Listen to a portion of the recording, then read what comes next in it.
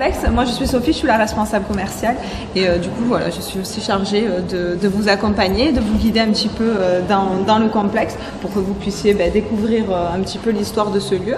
Et puis, si jamais vous avez besoin de questions ou voilà, si vous avez envie d'échanger, n'hésitez pas.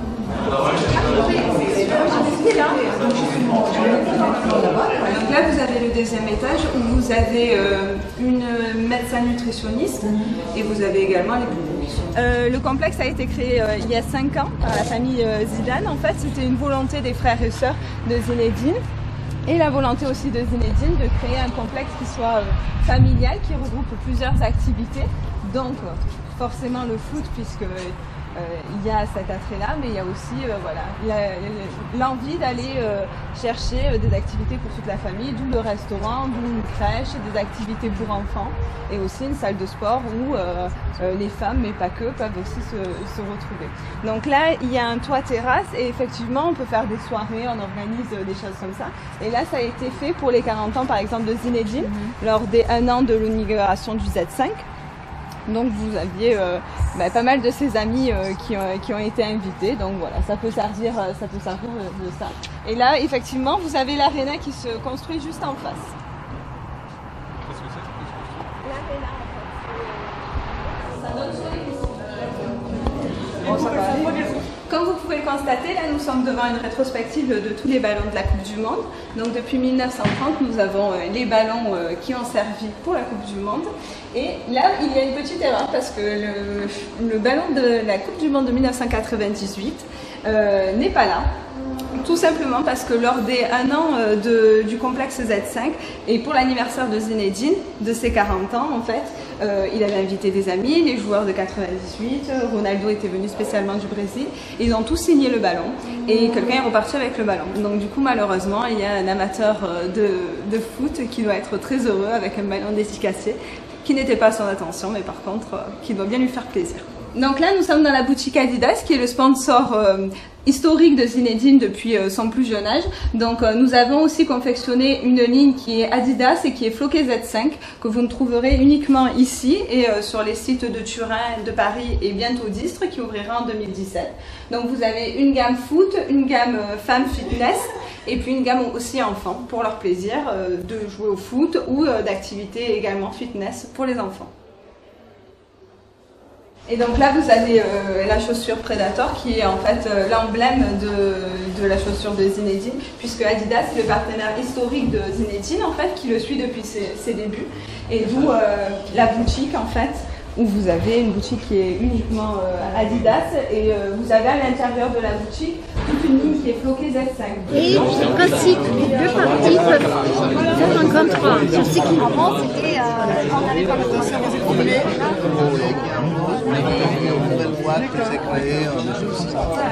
Mais à Paris, je vois qu'il y a quelque chose comme ça, mais là...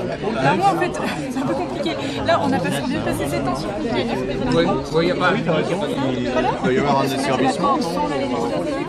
Oui, on va souvent d'ailleurs dans un restaurant, tu lui parles d'un demande. C'est la s'appelle cette rue d'ailleurs.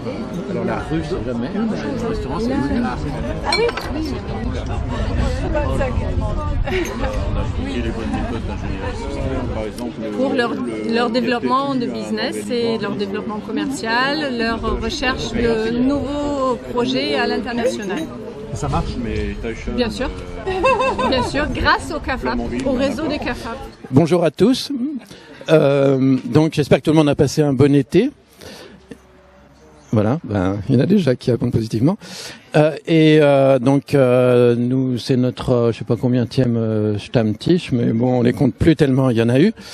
Bon, merci à tous d'être venus. On commence donc la rentrée par une agréable visite du complexe Z5 de Zinedine Zidane, qui est assez agréable, moderne et qui encourage à faire du sport.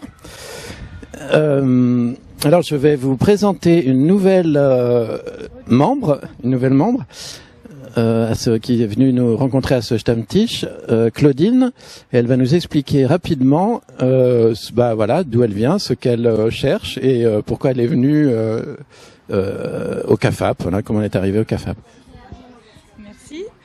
Merci, bonjour. Je suis très contente d'être là. J'ai été gentiment conviée par Christine à venir à ce Stammtisch. Donc je m'appelle Claudine Eckel. On est mon mari, mes enfants et moi arrivés il y a 15 jours sur Lambesc, juste pour faire la rentrée. J'ai 2 enfants, 12 ans et 15 ans.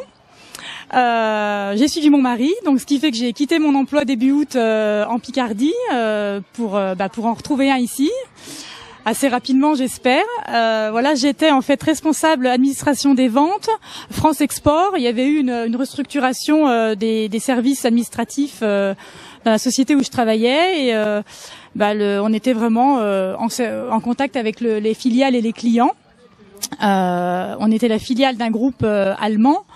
Donc, d'où ma pratique de l'anglais et l'allemand. Et puis, j'ai un collègue qui, par connaissance, m'a fait rentrer en contact avec un avocat qui est sur Montpellier, qui se trouve être dans l'association du club d'affaires franco-allemand du Languedoc-Roussillon, et qui m'a dit, moi, je peux rien faire pour toi, Claudine, mais je te propose de contacter Christine Jaubert. Donc, c'est ce que j'ai fait jeudi dernier. Donc, ça s'est fait assez rapidement.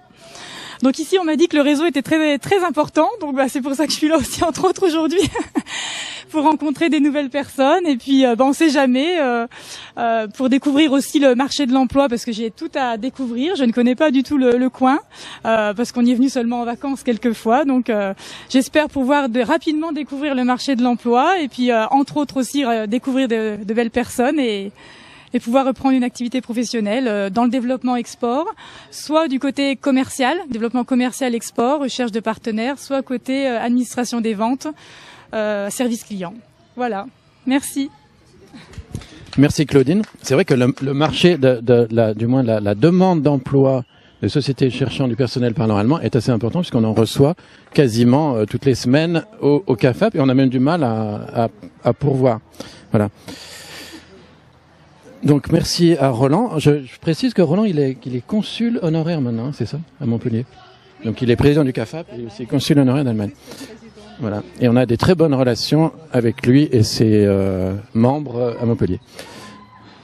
Là, je vais passer la parole à Christine qui va nous dire un peu les prochaines manifestations prévues pour l'automne et jusqu'à Noël. Il y en a 2 ou 3, je crois. Enfin, je te laisse. Oui, alors la prochaine manifestation, normalement, aurait été un atelier foire et salon en Allemagne qu'on a dû annuler parce qu'on n'avait pas assez de participants. C'était prévu pour jeudi prochain, donc le 15 septembre. Et donc finalement, on va remplacer cet atelier par un autre qui aura le 24 octobre. Et la thématique va changer, ça va être plutôt le ressources humaines, management en France et en Allemagne, parce qu'on pense intéresser peut-être plus de personnes et des sociétés pour ça. Ensuite, le 6 octobre, je vous invite à venir sur le Technopole de la Bois pour un séminaire franco-allemand traitement et valorisation des déchets, avec des clusters qui sont ici, mais aussi un cluster bavarois qui va venir, et éventuellement aussi une personne du ministère de l'économie bavaroise qui est en train de réfléchir s'il va venir ou non pour relancer justement un peu cet aquacadre PACA Bavia. Ensuite, le 7 octobre, on va visiter toujours dans le cadre de ce séminaire la société Pelanc, mais Pelanc ST, c'est-à-dire la société qui fait le tri de déchets. Donc là aussi, si vous êtes intéressé, vous pouvez toujours vous inscrire. Ensuite, il est prévu. Alors moi, je saute carrément jusqu'au 8 décembre parce qu'entre les deux, il y aura sûrement encore un Stammtisch quelque part en novembre. Et puis le 8 décembre, on va faire une petite fête de Noël chez Christine Eckel, donc hôtel La Rotonde. Et voilà la programmation un peu pour l'année. Et pour l'année prochaine, on ne sait pas encore trop. On va continuer effectivement le tandem des projets pour Tandem Allemagne, toujours avec des ateliers. On fera sûrement une table ronde pour conclure tout ça aussi. Il y a Intercluster PACA Bavia qui est toujours d'actualité aussi. On participe aussi à un grand ITER Business Forum qui aura lieu en mars à Avignon. Donc voilà, et puis d'autres conférences qui vont sûrement se greffer dessus. Visite une entreprise, j'aimerais bien aussi. Faut que je vois un peu laquelle. Faut pas toujours faire ITER, on va peut-être faire autre chose. Des belles choses à voir dans la région. KSP aussi, oui, mais ça on avait déjà vu. KSP on fera, mais pas tout de suite parce que je pense que Jean-Luc il a d'autres choses à faire pour l'instant que voilà. Mais de toute façon, voilà. Donc après toutes les manifestations sont sur le site. Donc vous êtes et puis bon, de toute façon les membres sont toujours informés aussi. Donc je vous invite à vous rejoindre. Lisa Marie, oui, il faut que je présente quand même Lisa Marie, c'est sûr. Alors Lisa Marie, c'est ma nouvelle stagiaire. J'ai eu du mal à recruter parce qu'en fait, j'avais une stagiaire en vue qui m'a lâché, pour ainsi dire, en mois de juillet, en disant que pour des raisons personnelles, elle pourrait pas venir. Et donc, trouver une stagiaire en mois de juillet pour commencer en septembre, c'était pas chose facile. Et donc, j'ai eu beaucoup de chance, comme souvent. Et donc, je suis tombée sur Lisa Marie, qui a eu pas mal de mal aussi pour avoir sa convention de stage parce que ça tombait pas bien au niveau des dates aussi pour avoir une convention de stage, etc. Donc là, tout est plus ou moins réglé. On attend les dernières signatures et donc elle va rester jusqu'en décembre. Donc elle a fait une licence LEA anglais-japonais, voilà. Et donc elle s'inscrit aussi, elle approfondit actuellement aussi son allemand en s'inscrivant à l'université. Tu veux dire quelques mots? Non, mais après mon parcours a été résumé alors par Christine et je suis très contente d'avoir entamé le stage aujourd'hui ici avec Christine. Et voilà, donc je suis là jusqu'à décembre, j'espère découvrir encore de nouvelles têtes et j'espère me consolider aussi un réseau franco-allemand. Et voilà, je pense que ça peut m'apporter beaucoup pour mon futur. Et voilà, encore merci à tous.